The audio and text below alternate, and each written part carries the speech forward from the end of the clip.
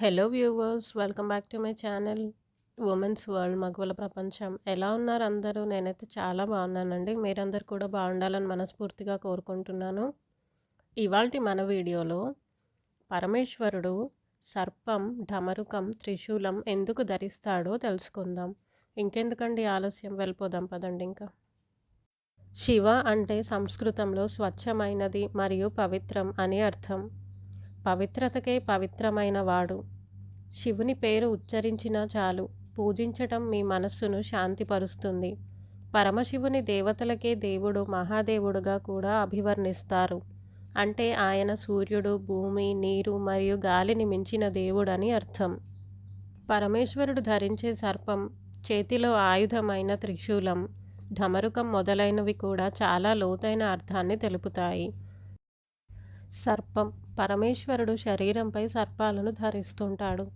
విషాలకు సర్పం ప్రతీక. విషదంతాలను పీకివేశాక సర్పం ఏ హాని చేయలేదు. అలాగే నిర్విష విషయాలు కూడా హానికరాలు కావు. కామ, క్రోధ, లోభ, మోహ, మద, మాత్సర్యాలన్న ఈ వికారాలు పోయేవి కావు. వాటిని వశంలో ఉంచుకోగలిగితే అవి హాని చేయవు. వాటితో సునాయాసంగా ఆడుకోవచ్చు. సర్పం లాంటి స్వభావం ఉన్న వ్యక్తుల ద్వారా కూడా కార్యాలను సాధించుకోవచ్చు.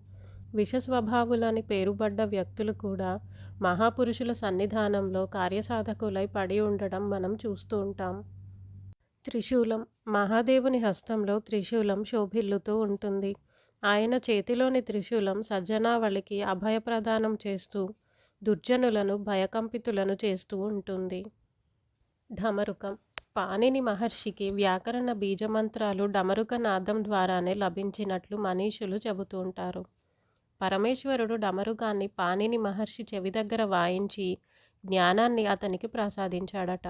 సృష్టిలో ఇలాంటి రహస్యాలెన్నిటినో భగవానుడు సృష్టి శోధకుల కర్ణరంధ్రాల దగ్గర డమరుక నాదం ద్వారా తెలియజేస్తూ ఉంటాడు. ప్రపంచంలోని అధికాధిక అనుసంధానాలు ఈశ్వర కృప ద్వారానే మానవ మాతృలకు ప్రాప్తమయ్యాయి. పాణినిలో ఉన్న అచంచల ఆత్మవిశ్వాసం, భగవత్ కృపా వైభవం లాంటి విషయాలు ఇతరులలో మనకు కనిపించవు. Thanks for watching my video. నా ఈ వీడియో కనుక మీకు నచ్చినట్టయితే తప్పకుండా లైక్ చేయండి, షేర్ చేయండి, కామెంట్ చేయండి. అలాగే మరిన్ని మంచి వీడియోస్ కోసం నా ఛానల్ను తప్పక సబ్స్క్రైబ్ చేయండి.